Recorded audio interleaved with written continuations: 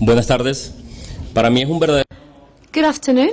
It's a pleasure to be here and to share this table with very important personalities of the scientific world, such as Jesus and other colleagues. People by whom we have read many articles, and we have a lot of articles written by them that we read in Latin America. And also I would like to thank the organizers. I'm here to present a project that we are developing at the Central University of Venezuela called Techno-Pedagogical Pattern for the Development of Learning Objects devoted to people with some visual impairment. And as Dr. Jesus said, we work together with the Latin America Community Learning Object, which is called LACLO, and I work at the Central University of Venezuela. I'm briefly going to talk just so that you know how to frame this work. The LACLO is an open community integrated by people and institutions interested in the research, development, and application of technologies related to the learning objects. And its main mission is to... And we have people that go from all Latin America, from Peru, Chile, Brazil, Uruguay, Venezuela, and etc. And in Colombia, we have our own researchers and also researchers from Central America. There is their own reality of this. Even though we're trying to integrate all Latin America, we haven't achieved much. Even though we have researchers from all these countries, it is quite difficult to reach consortiums, to obtain consortiums in Latin America, also because our governments do not support research and education. And as I was telling Jesus, it is so difficult in our countries, even though we speak the same language and we come from the same roots and we all look similar, and even though we share the Spanish legacy, etc., the integration is very difficult. How can Europe integrate so much regarding research, and why is it so difficult in ours? So what LACLO tries to do is to try and reach this Latin American community, to try and bring in more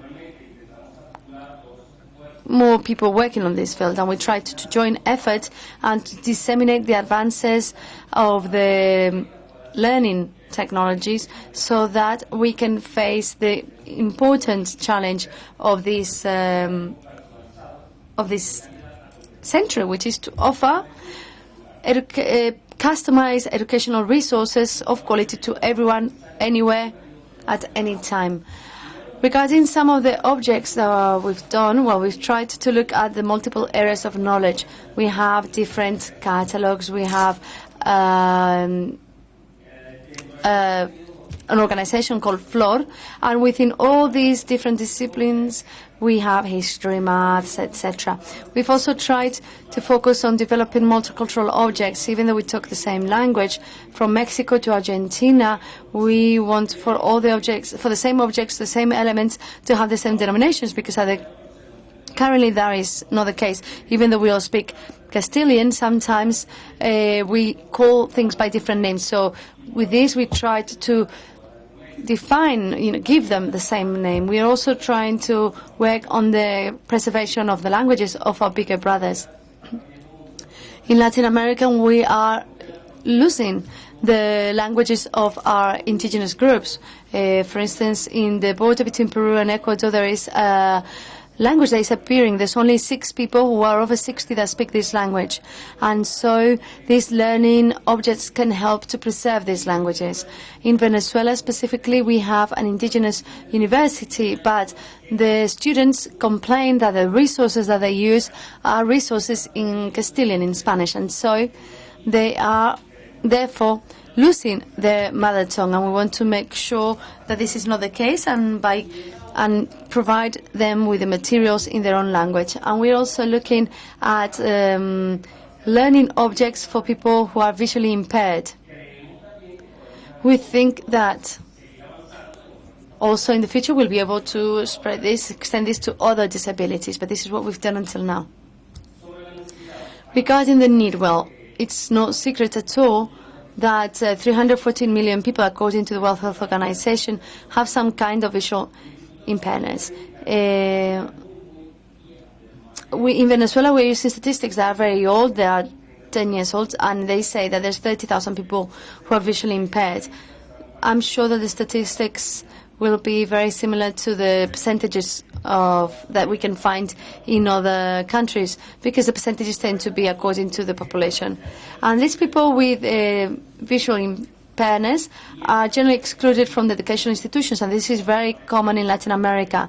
We don't even see them. We don't even know where these 30,000 people are. It's as if they didn't come out of their homes. They are not at all integrated into society or into the educational institutions, and also because these educational institutions do not have the necessary tools for them, and the society as a whole does not provide everything that they need. Regarding the learning objects, this was presented by David Wiley. He used the metaphor of Legos and of the atoms, and he said that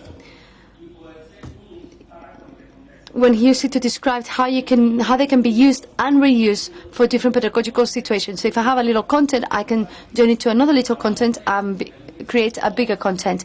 And so more and more objects can be added in order to create other educational resources. These learning objects develop the analysis and reflection, interaction. They also foster remote access to information. They can be used as a mechanism for control and evaluation. They are reusable, and they are like the score